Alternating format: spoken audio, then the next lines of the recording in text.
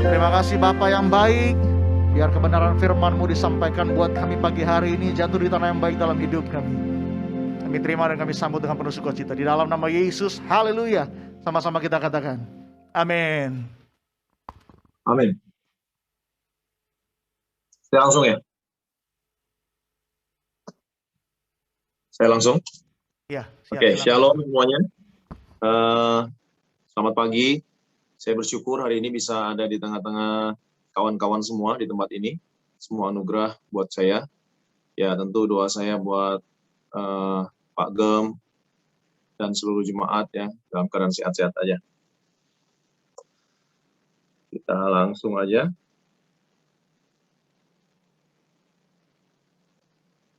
Ya, saya akan sharing berbagi tentang integritas. Di mana Tuhan ingatkan saya ketika pandemi mulai berjalan terus, dan saya diberkati oleh kisah ini. Ya, ini judul khotbah saya pada pagi hari ini, integritas, terambil dari Ayub pasal yang kedua ayat 8 sampai dengan 10. Ayub pasal 2 ayat 8 sampai dengan 10. Demikian firman Tuhan, saya bacakan buat kita semua. Ayub pasal 2 ayat 8 sampai dengan ke-10. Lalu Ayub mengambil sekeping beling untuk menggaruk-garuk badannya sambil duduk di tengah-tengah abu. Maka berkatalah istrinya kepadanya, masih bertekunkah engkau dalam kesalehanmu? Kutukilah Allahmu dan matilah. Tetapi jawab Ayub kepadanya, engkau berbicara seperti perempuan gila. Apakah kita mau menerima yang baik dari Allah tetapi tidak mau menerima yang buruk? Dalam kesemuanya itu Ayub tidak berbuat dosa dengan bibirnya. Sekali lagi saya bacakan buat teman-teman semua. Ayub pasal 2 ayat 8 sampai dengan 10. Lalu Ayub mengambil sekeping beling untuk menggaruk-garuk badannya sambil duduk di tengah-tengah abu. Maka berkatalah istrinya kepadanya, masih bertekunkah engkau dalam kesalehanmu? Kutukilah Allahmu dan matilah. Tetapi jawab Ayub kepadanya, engkau berbicara seperti perempuan gila. Apakah kita mau menerima yang buruk? Apakah kita menerima yang baik daripada Allah tetapi tidak mau menerima yang buruk? Dalam kesemuanya itu Ayub tidak berbuat dosa. Nah, teman-teman semua, ya jemaat semua yang dikasih Tuhan, kita akan belajar tentang integritas. Lewat ayat ini kita belajar ada 3 hal tentang apa yang dialami orang-orang yang berintegritas. Ya, integritas bukan sesuatu yang mudah, integritas bukan sesuatu yang murah, integritas bukan sesuatu yang remeh, tetapi integritas adalah sesuatu yang mahal sekali. Untuk selamat itu gratis, tapi untuk kita mengikut Yesus, untuk jadi murid Yesus, itu kita memerlukan mahal sekali, kita memerlukan membayarnya dengan seluruh keberadaan hidup kita. Nah, dari ayat ini kita belajar ya, apa sih tentang integritas? Ya, kalau kita lihat di sini perkataan Ayub sama istrinya, ya, engkau berbicara seperti perempuan gila. Apakah kita mau menerima yang baik dari Allah, tetapi tidak mau menerima yang buruk? Dalam kesemuanya itu Ayub tidak berbuat dosa dengan bibirnya. Teman-teman, latar belakang dari cerita ini kita tahu bahwa Ayub adalah orang yang saleh. Di seluruh muka bumi ini hanya Ayub orang yang saleh. Di seluruh muka bumi ini pada masa itu, ya tidak ada orang sesaleh Ayub. Dia takut akan Tuhan, menjauhi kejahatan, dia saleh sekali, luar biasa. Ayub, Tuhan pun mengagumi Ayub. Dan bahkan iblis pun tahu siapa Ayub. Nah, suatu ketika iblis habis berputar-putar bumi, lalu dia menghadap kepada Allah, ya, lalu Allah bilang, iblis kamu dari mana? Saya habis keliling-keliling bumi. Kamu kenal hambaku Ayub? Ya, saya kenal tentu hambamu Ayub. Ya, Ayub luar biasa. Dia saleh, takut akan Tuhan, menjauhi kejahatan. Orang yang luar biasa. Iblis bilang gini, ya, dia akan melakukan semua itu karena dia diberkati oleh engkau dengan luar biasa ya Tuhan. Tuhan berikan kamu dia kekayaan dengan anak, ya, keluarga yang sempurna, dengan kesehatan. Tentu dia akan menyembah kepada Allah. Coba dibikin miskin, apakah dia masih beriman kepada Allah? Apakah dia masih memiliki ketaatan kepada Allah kalau dibuat miskin? Nah, lalu Tuhan bilang, coba aja, tapi kamu jangan ambil nyawanya. Ya. Lalu singkat cerita, dalam seketika, ya Ayub dibuat miskin. Harta bendanya habis dirampok, ya di tempat padang penggembalaan, harta bendanya habis dirampok. Diambil semua. Kambing, domba, lembu diambil semua. Itu jumlahnya ribuan diambil semua. Lalu para budak juga dibunuh semua. Dan Ayub kehilangan budak-budak dan hewan-hewan ternak. Budak juga punya nominal uang. Ya, budak diperjualbelikan, budak juga mahal. Dan ada satu budak yang selamat daripada pengembalaan, dia menghadap kepada Ayub. Dia bilang, Tuanku celaka. Kenapa? Nah, Ayub gitu. Semua ternak tuanku dijarah, dirampok semua, dan semua budak-budak tuanku dibunuh semuanya. Tinggal hanya aku yang selamat. Tinggal hanya aku yang selamat. Aku bisa menghadap dan melapor kepada tuanku Ayub. Waduh, Ayub langsung hatinya sedih, hatinya hancur. Belum selesai, Ayub hatinya masih belum selesai, ya masih deg-degan belum selesai. Tiba-tiba datang lagi satu orang, ya datang lagi satu orang anak buahnya Ayub datang lagi satu orang. Dia bilang lagi sama Ayub, cucuk-cucuk lari lagi. Tuanku celaka, kenapa lagi ini gitu kan? Kenapa lagi? Celaka tuanku, anak tuanku 10-10-10-nya mati semua. Wow, Tuhan. Ya, mati semua. Ketika mereka sedang berpesta, tiba-tiba terjadi gempa dan rumah itu rubuh dan semua orang yang di ruang itu mati. Tidak terkecuali anak tuanku. Waduh, kekasih Tuhan, hanya dalam hitungan menit, ya, hanya hitungan jam, Ayub kehilangan harta bendanya, Ayub kehilangan anak-anaknya. Ya, luar biasa sekali. Ya, tapi di sini, apakah Ayub dia lari imannya pada Tuhan? Tidak, tidak. Ya, lalu iblis menghadap lagi kepada Ayub dan Tuhan bilang, lihat, Ayub dia masih setia kepada aku. Iya, dia masih setia kata iblis karena dia masih sehat. Bukankah kesehatan lebih mahal daripada harta di dunia? Kalau kesehatan ini diambil, apakah Ayub masih setia, masih saleh, masih menyembah kepada engkau? Terus Tuhan bilang gini, oke, kamu boleh ambil kesehatannya, tapi kamu jangan ambil nyawanya. Itu latar belakangnya. Sehingga cerita iblis datang, iblis suka cita sekali, dia ngerjain Ayub, lalu Ayub diambil kesehatannya. Ya, dan Ayub ini sedang, di ayat ini Ayub sedang dalam abu, dalam dukanya, dalam kesakitan ini sedang menggaruk-garuk badannya. Dalam keadaan miskin, tidak punya anak, garuk-garuk, dan istrinya marah-marah terus, dan akhirnya istrinya meninggalkan dia dengan mengutuki dia.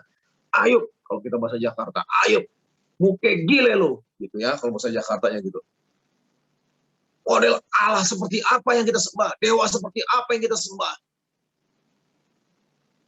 Allah yang gak bisa pelihara kita, Allah yang gak bisa jagain kita, Allah yang gak bisa beri kesehatan kepada kamu. Kamu masih mau nyembah aja kepada dia. Bukankah sebaiknya Ayub kamu kutuki dia, dan sesudah itu kamu mati aja.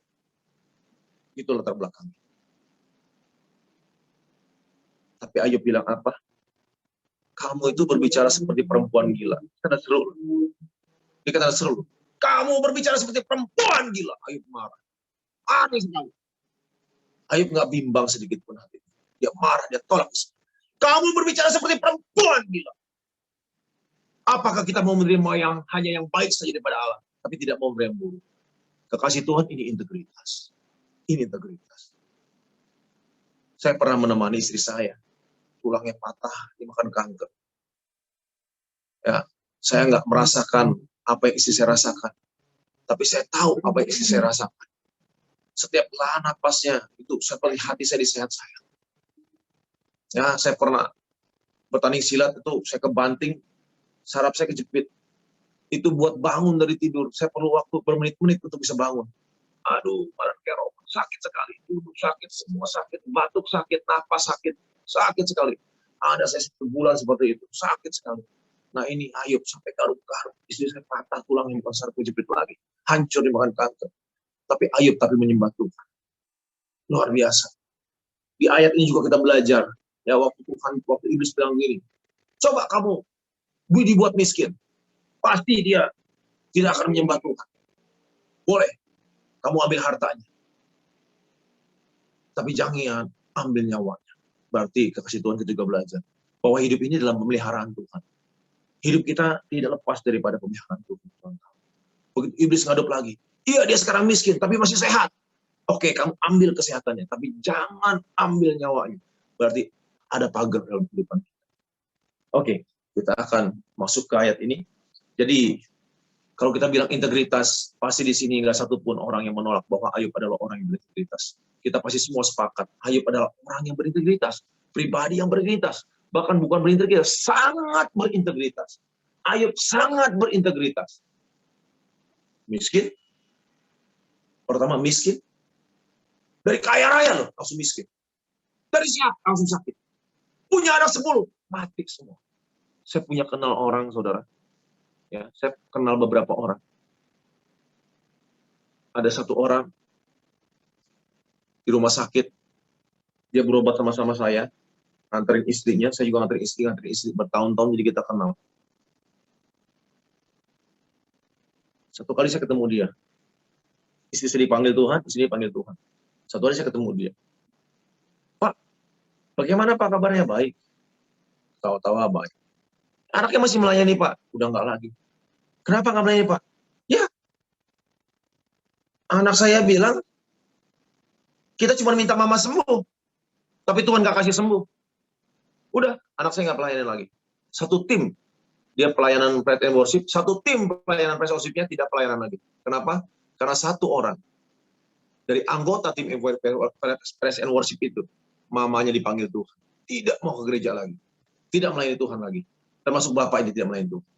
Saya pernah ketemu orang juga, anaknya meninggal. Bisa nggak ke gereja-gereja? Ada orang sakit nggak sembuh-sembuh, bisa nggak ke gereja-gereja? Orang kaya jadi miskin, nggak ke gereja lagi. Kalau Ayub,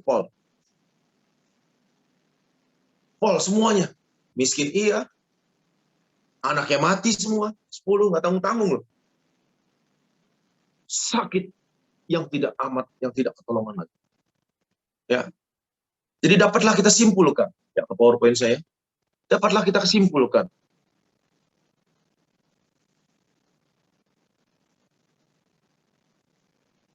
bahwa orang yang berintegritas adalah orang yang berkomitmen. Komitmen. Dia tulus hati dalam melayani Tuhan. Dalam suka dan duka tetap mencintai Tuhan, tetap mengiring Tuhan. Sakit sehat tetap mengiring Tuhan. Kaya miskin tetap mengiring Tuhan.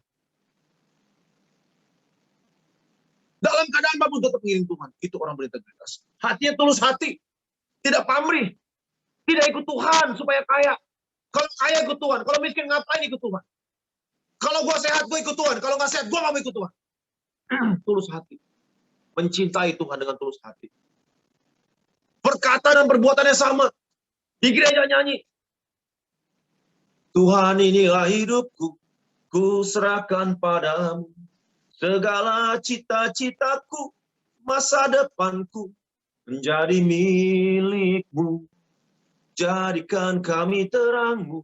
Jadi orang Kristen perkataan mulutnya sama. Kalau ngomong ini hidupku, ya udah hidup kasih Tuhan. Kita lihat tuh saudara. Contoh lagi, satu hal lagi. Abraham. Waktu Tuhan bilang ya Abraham, kasih anak kamu, persembahkan ya buat aku. Abraham nggak pakai babi bulu dikasih. Hati Abraham hancur nggak? Pasti hancur. Pasti remuk hatinya. Nggak mungkin nggak remuk. Makanya Abraham disebut bapak orang beriman. Itu bicara Kristen. Integritas. Perkataan, perbuatan sama. Itu integritas. Nah, kita lihat apa yang terjadi dengan orang yang berintegritas. Yang pertama, ya next. Saya izin ya. Yang pertama, orang yang berintegritas juga memiliki pergumulan. Ayub tuh berintegritas, imannya luar biasa. Siapa di sini yang berani berkata bahwa imanku lebih hebat dari Ayub? Saya yakin nggak ada. Saya kehilangan istri aja, hati saya hancur benar. 1 tahun saya menangis. Hancur. Hancur. Padahal saya merawat istri 11 tahun. Tapi begitu istri saya meninggal, hancur hati saya. Remuk hati saya. Remuk hati saya. Jangan main-main, Mbak Saudara. Ya, istri saya sakit. Waduh, ini Ayub miskin. Istri tinggalin dia. Sakit pula. Wow. Double-double. Ya. Dan kita tahu bahwa Ayub itu orang berintegritas, tapi juga memiliki pergumulan. Hari ini Bapak Saudara, zaman ini bukan lagi zaman gampang. Ya. Zaman bukan lagi zaman gampang. Ini zaman lagi susah. Banyak orang kehilangan pekerjaan. Banyak orang gaji dipotong. Banyak orang toko jadi sepi. Beberapa minus. Saya punya teman, dia direktur di sebuah mall, pegang mall gitu, jadi direktur. Pusing dia. Ada tenant-tenant tuh nyewa hektaran. Itu ada beberapa, ya saya nggak sebut brand ya, nggak sebut toko gitu. Ada toko-toko tertentu tuh kalau nyewa bisa 20.000 meter. Ada gereja nyewa 10.000 meter, 5.000 meter, 200 meter, 300 meter, 1.000 meter. Ya kayak Payupo lah, gereja kalian lah. Itu berapa ribu meter itu? Ya nggak? Paling dikit 500-600 meter itu. Sekarang di mall-mall besar itu, pada macet semua. 7 bulan nggak bayar, setahun nggak bayar. Udah 14 bulan bayar 1, 7 bulan bayar 1. Bayangin, operasional harus jalan terus, pusing semua. Gereja pusing nggak? Pusing juga. Jangan main-main. Gereja di mall pusing. Banyak yang pusing. Ya, apalagi gereja gede banget. Waduh, itu per meter square berapa? Bisa 400.000 1 meter. 100 meter 40 juta. 1 bulan loh. Kalau 1.000, 400 juta 1 bulan. Jangan main-main. Pusing. Ada gereja di Kelapa Gading sini di mall. 1 hektar dia sewa di mall. Kalau semeternya 300.000 aja, berarti 3 miliar. 3 miliar. 30 M kali ya. 1 bulan ya. Ya udah kalian aja lah pusingnya. Ibadah nggak ada. Cepat nggak ada. Jemaat lagi susah semua. Wow. Jangan main-main. Zamannya susah. Tapi hari ini kita diingatkan Tuhan. Kita harus berintegritas dalam iman kita. Kalau kamu sedang susah, anggap itu adalah satu kegembiraan. Karena kamu bisa merasakan penderitaan seperti Kristus menderita. Itu kata Paulus. Kita harus punya hati begitu. Hati pahlawan, hati tentara. Jadi orang berintegritas dalam imannya bisa susah. Bisa pergumulan. Tapi dalam pergumulan itu, apakah kita ternyata orang-orang yang berintegritas atau bukan? Itu penting banget. Ayub, saya kagum sekali sama Ayub. Luar biasa Ayub ini. Benar-benar luar biasa. Ya, saya kasih kesaksian. Saya setiap hari ngejembreng baju. Dari mulai Senin sampai hari Jumat. Saya punya akun disuspend sama Facebook. Akun saya Eliakim Imam Agung itu udah belasan tahun. Pertama kali saya punya akun Facebook, udah dihapus, disuspend, udah nggak bisa pulih lagi. Saya nggak tahu kesalahan apa, mungkin gara-gara nge-live. Beberapa orang juga mungkin udah marah sama saya. Tiap hari nge-live di pendeta kagak ngasih firman, nge-live terus. Ya, akun saya khusus buat dagang, nge-live itu disuspend juga. Saya punya akun baru lagi. Saya tiap hari nge-live. Gak ada income sebagai pendeta. Saya buka warteg. Awal-awal bagus. PPKM, kantor di Kelapa Gading tutup semua. Gak ada yang makan. Pas-pasan. Kadang rugi 500.000, begitu 700.000, untung 500.000, begitulah. Kurang lebih. Pas-pasan, gak bisa diambil. Saya buka toko daging, tutup. Rugi saya. Gak ada income. Sampai mau bayaran anak buat sekolah aja udah gak punya uang lagi. Beneran. Udah saya ngejembreng. Saya lihat orang ngejembreng, dagang di Facebook Live. Saya ngedang. Korek-korek ada uang 2 juta. Saya mulai nge-live. Puji Tuhan. Sekarang Rumah Suhu Hakim, itu toko live paling laris seluruh Indonesia. Paling ngetop seluruh Indonesia. Itu kata orang. Ya. Jadi toko saya di Facebook itu toko paling laris di seluruh Indonesia. Paling rame penontonnya. Khusus pakaian pria tapi. Rame sekali. Puji Tuhan. Dari uang 2 juta. Itu pun korek-korek loh. Saya mau bayar anak sekolah, bayar BPJS, saya nggak punya uang. Bayar pajak motor, pajak mobil, nggak punya uang. Susah. Saya bukan orang yang cari makan lewat khotbah. Tapi emang kita diberkatin juga lewat khotbah, lewat pelayanan kita. Nggak ada undangan khotbah. Semua cancel semua. Nggak ada. Pelayanan keluarga, pelayanan ini nggak ada sekali semua. Nggak ada. Saya punya tabungan sedikit. Saya punya anak rohani yang mesti dibantu. Habis semuanya. Jemaat saya banyak yang susah, bantu habis. Sampai ada pinjam. Saya nagih juga nggak berani. Padahal saya nggak punya uang. Tapi hari ini Tuhan juga buka jalan. Jadi berintegritas. Tuhan tetap buka jalan. Hari ini saya tahu zaman lagi susah. Tapi hari ini adalah saatnya kita membuktikan bahwa kita adalah orang berintegritas dalam iman kita. Yang kedua, ya, orang yang berintegritas diuji oleh pergumulannya. Ya, kita diuji. Waktu Abraham bilang ini, Abraham, kasih anak kamu ke saya. Persembahkan anak kamu, potong anak kamu kasih saya. Itu kata Tuhan. Itu diuji, jangan main-main. Saya dulu berpikir gini, Abraham itu orang beriman. Karena keren banget, udah tua, istrinya mandul, tetap percaya sama Tuhan. Udah tua istrinya, udah mandul, mana mungkin nenek-nenek melahirkan. Bukan nenek lagi, udah buyut-buyut, mana mungkin melahirkan, mana mungkin bisa hamil. Dia keren banget. Sekalipun gak ada dasar berharap, namun Abraham berharap juga sama Tuhan. Itu orang beriman. Tapi saya dapat pencerahan baru sama Tuhan. Abraham disebut bapak orang beriman apa? Dia totalitas memberikan seluruh kehidupannya buat Tuhan. Dikunci dia. Waktu dia bilang, Abraham serahkan anakku. Sembahkan. Tahu nggak? Ishak itu. Itu doa seumur hidupnya Abraham. Mujizat terbesar Abraham. Harta paling mulia. Rasa aman Abraham. Itu namanya Ishak. Disuruh potong, persembahin. Nggak masuk akal. Tapi dipersembahkan. Lolos. Kita lebih gampang mati loh. Kasih buat Tuhan. Tuhan, aku yang mati. Lebih gampang loh. Lebih gampang kita. Aku yang mati, Tuhan itu lebih gampang. Daripada kita persembahin anak kita. Tapi Abraham kasih anak. Integritas. Lulus dalam ujian. Itu namanya orang berintegritas. Ayub lulus. Miskin tetap menyembah Tuhan. Sakti tetap menyembah Tuhan. Ditinggal isi tetap menyembah Tuhan. Integritas. Hari ini, kalau tokomu sepi, apakah kau mengeluh? Marah-marah, berkeluh kesah. Ingat Ayub. Ingat Abraham. Ingat Sadrak, Mesak, dan Abednego. Ingat Daniel. Ingat Tuhan. Ingat Paulus. Ingat Stefanus. Mereka orang-orang berintegritas. Kekristenan bukan bicara berani kaya buat Tuhan. Tapi kekristenan adalah berani mati buat Tuhan. Kekristenan bukan bicara berani kaya buat Tuhan. Tetapi berani miskin buat Tuhan. Soal kekayaan, kesehatan, kemakmuran. Itu bonus dari Tuhan. Saya percaya Tuhan tidak akan membiarkan kita menderita. Ketika kau dicobai, Tuhan menyiapkan jalan keluar. Karena dia setia dan adil. Dan kalau kamu dicobai, kamu tidak akan dicobai melebihi kekuatan. Saya mulai dagang. Saya nggak malu-malu. Ini pendeta loh. Udah khotbah luar negeri. Khotbah di gereja-gereja gede. Khotbah di mana-mana. Ini anak rohaninya. Orang-orang hebat beberapa orang. Saya nggak malu. Saya ngejembreng. 50.000, 30.000, 20.000. Saya ngejembreng. 50.000 kaos saya jualin. Nggak malu saya.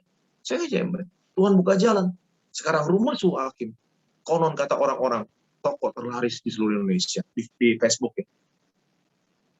Kita baru 7 bulan ini aja. Udah terlaris. Puji Tuhan. Tuhan cukupin saya. Saya mulai bisa bayar. Ya, yang saya utang-utang sudah bisa bayar. Puji Tuhan. Setia sama Tuhan. Ya, diuji, jangan kalah sama ujian. Ya, jangan pernah tawar hati. Jika engkau tawar hati, kecil kekuatanmu. Oke, next. Ya, yang ketiga. Yang pertama, bahwa orang yang berintegritas itu juga memiliki pergumulan. Yang kedua, orang yang berintegritas itu diuji oleh pergumulan. Yang ketiga, orang yang berintegritas ketika dia lulus dalam proses dan ujian, maka akan dia diberkati berlipat ganda. Yang percaya katakan amin. Ya, Tuhan bukakan jalan untuk saya dagang di Facebook. Teman-teman saya bilang gini, aduh nyari duit enak banget kalau liatin dulu. Gampang banget, tinggal nyalain HP, jembreng-jembreng dapat duit, jembreng dapat duit. Gampang banget. Kalau anak Tuhan, selalu gampang. Selalu dapat prioritas. Yang penting kita harus berkomitmen. Ya, teman-teman, coba di slide selanjutnya. Ya, slide selanjutnya. Perhatikan ini. Ya, buah daripada integritas. Ayub 42 ayat yang ke-10. Lalu Tuhan memulihkan keadaan Ayub setelah ia meminta doa untuk sahabat-sahabatnya. Dan Tuhan berikan kepada Ayub 2 kali lipat dari segala kepunyaannya dulu. Kalau Ayub dulu punya kambing 500, ya maka Ayub diberkati 1000 kambing. Kalau Aming dulu punya lembu 2000, maka Ayub diberkati 4000 lembu. Ya, kalau Ayub dulu punya 600 onta, maka Ayub dikasih 1200 onta. 2 kali lipat. 2 kali lipat. Dengan anak yang berkualitas 2 kali lipat. Diberkati luar biasa. Ayub diberkati luar biasa. Hari ini Tuhan. Hari ini saudara-saudara. Apapun pergumulan, tetaplah berintegritas. Tetap dalam iman. Dan terakhir sekali saya mau bilang. Apa sih berkat terbesar dalam kehidupan ini? Toko rame kah? Itu berkat? Ya, saya setuju. Tokomu rame, itu berkat. Engkau punya uang, itu berkat. Engkau punya hutang, bisa bayar, itu berkat. Berkat. Engkau sakit disembuhkan, itu berkat. Benar berkat. Itu berkat luar biasa.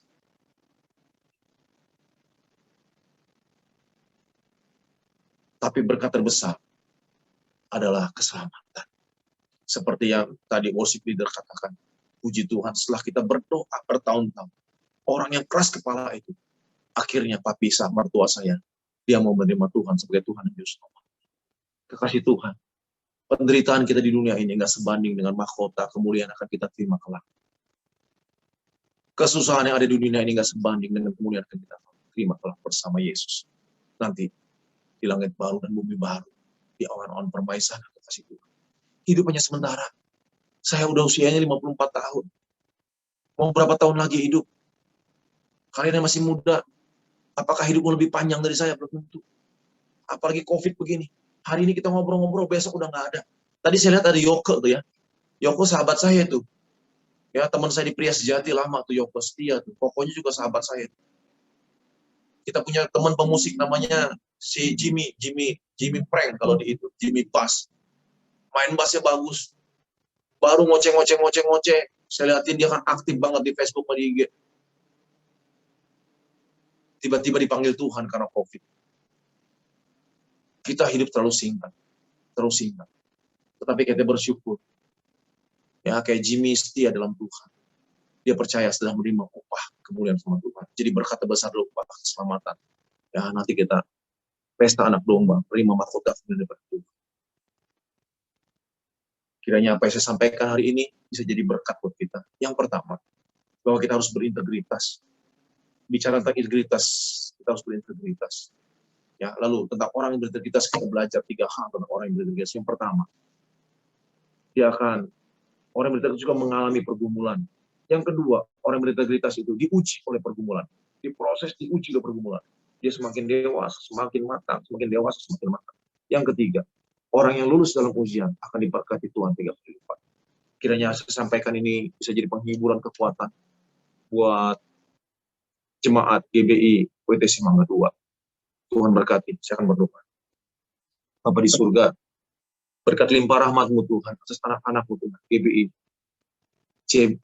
WTC Mangga 2, pengembalaan dari Pastor Budiman Pratama. Tuhan berkati jemaat-Mu Tuhan dalam segala perjalanan dia. Biar mereka tetap kuat dalam Tuhan. Hari ini yang berdoa sungguh-sungguh. Biar yang lemah dikuatkan. Yang susah dihiburkan. Yang butuh jalan dibuka. Biar pintu berkat terbuka dalam nama Yesus Kristus. Dan kami mau setia mengiring Tuhan. Tuhan berkati gembala kami, Pak Yupo, dengan kesehatan, kekuatan, dan Tuhan. Ibu, keluarga, semuanya. Para majelis, wakil gembala, semua Tuhan, pengerja dan jemaat. Berkati, dijaga, dipelihara dengan sempurna. Biar kami itu dalam kesusahan kami, kita tetap mengiring Tuhan. Kami mau berani mati buat Tuhan. Kami berani susah buat Tuhan. Kami mau berani miskin buat Tuhan. Dalam nama Yesus Kristus. Terima kasih Bapak. Terima kasih. Kau berkati firman-Mu. Biar terus Tuhan bergelora dalam hidup kami. Kita yang berkati Tuhan sama-sama katakan. Amin. Tuhan berkati. Shalom.